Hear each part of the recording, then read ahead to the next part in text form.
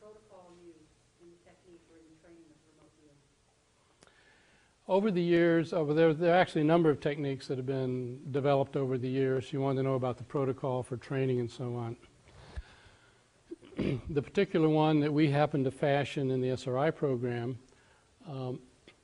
was that we noticed that when people got visual images, they were often incorrect.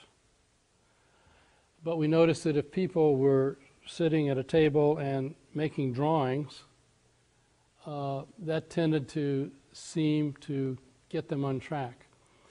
And so we worked out a model, at least of satisfactory to us, that this information may come in kinesthetically and then build from that, sensations, and then eventually visualizations. So the particular protocols that we used as a training program was to get people to, I mean, you don't want to push down a visual image if it comes, because it's like a jack in the box, it'll pop right back up. But we trained them to put images that would come in early in an experiment off to the right-hand side of the piece of paper and say possibly analytical overlay.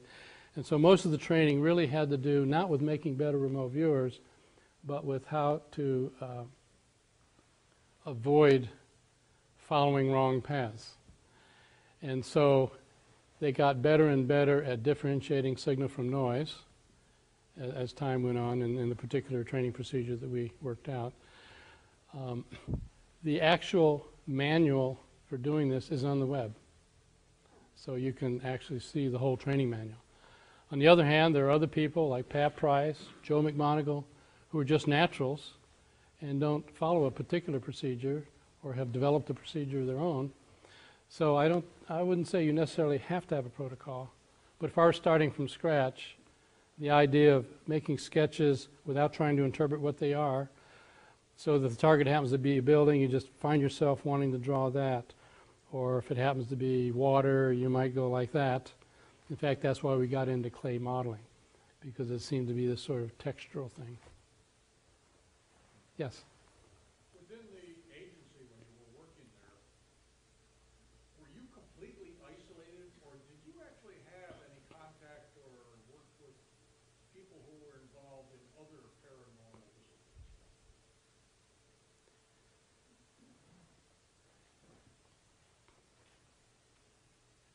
As far as I know, we were privy to whatever was going on. Oh, the question was, while we were working with the agency, were we isolated just in our own little project, or did we have access to other paranormal activities going on? As far as I've been able to tell from the history, whatever was going on, we knew about. So, for example, when I went in to brief Director Casey, I mean, it was our job to give him a description of what could be done in the paranormal field, and it would actually be, you might say, a mistake on the part of agency personnel if they were to keep data from our briefing protocols, going directly to the director. So as far as I know, there was no other work going on at the same time. There are other programs that attempted to start in other locations, Army Missile Base in Huntsville, for example, and they were all closed off because they just wanted to have one place where everything came together. And it was by that time under the DIA. So I have not yet come across other activities. So if there were other activities going on, we were never told. And I kind of doubt it. Has your organization ever done any remote viewing on UFOs or extraterrestrials? The question was, has our organization ever done remote viewing on UFOs and extraterrestrial things?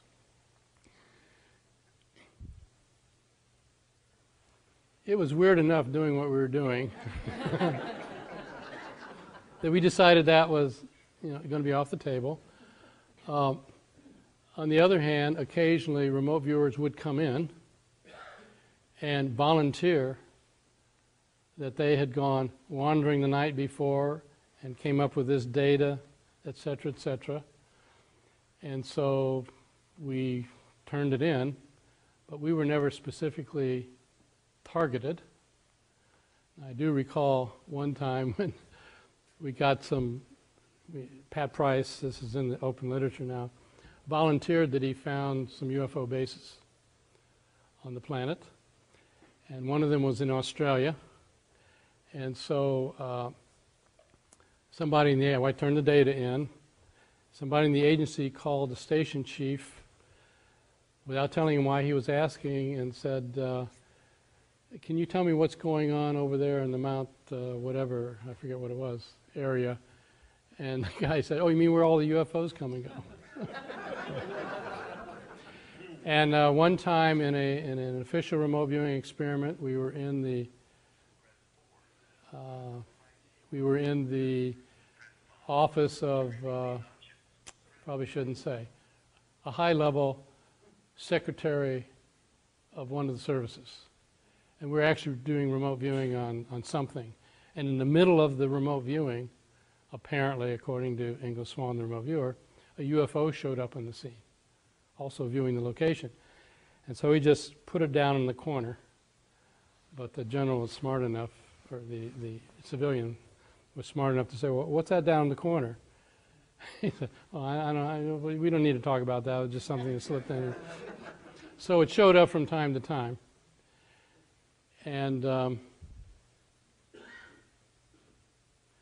there have been cases where other assets have apparently seen UFOs, and remote viewers have been targeted on the locations,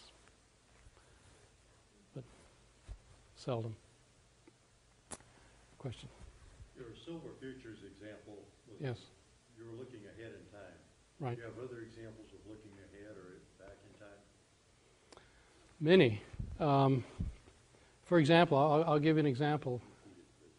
Oh, his question, I've given examples of looking ahead in time. Were there other examples of, like in the Silver Futures, other examples of looking ahead or looking behind?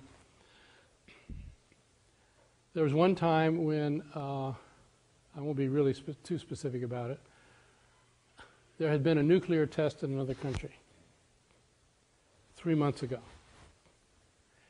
And on the one hand, visual assets seemed to say it was a dud.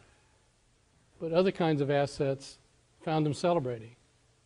And they couldn't figure out why.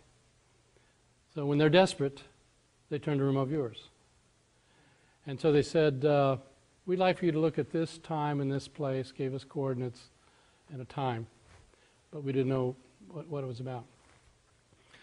And so what the remote viewer described, which eventually turned out to be confirmed, was that the atomic bomb was dropped, and they always want to let them blow up above the land, because that's when they make the big effect. But the parachute didn't open, and therefore it burrowed itself into the ground, and then exploded. So the fact that it looked like a dud was because you didn't see the big mushroom cloud and the big effect, but the celebration was for the fact that the explosion part worked. And the experiment was even better than that. People from Lawrence Livermore Laboratory went and blew up atomic material, blew up regular dynamite, they had 4 scenarios of blowing things up, and they all looked different. And the remote viewer was asked to say which one looked like the one he saw, and the one he picked out was the one that did correlate with, in fact, what would have been the case there. So there's an example of a back in time, in this case 3 months. Two questions. Have remote viewers been used as microscopes or perhaps telescopes? Have remote viewers been used as microscopes and telescopes? Well, in a way, as telescopes. Again, Ingo, he's always coming up and saying, well, I think we need to do something exciting. So this is before the Jupiter flyby by the Voyager. And he said, I think I'll go look at Jupiter. And let's take some data because the flyby hasn't gotten there and see if we see something, whatever.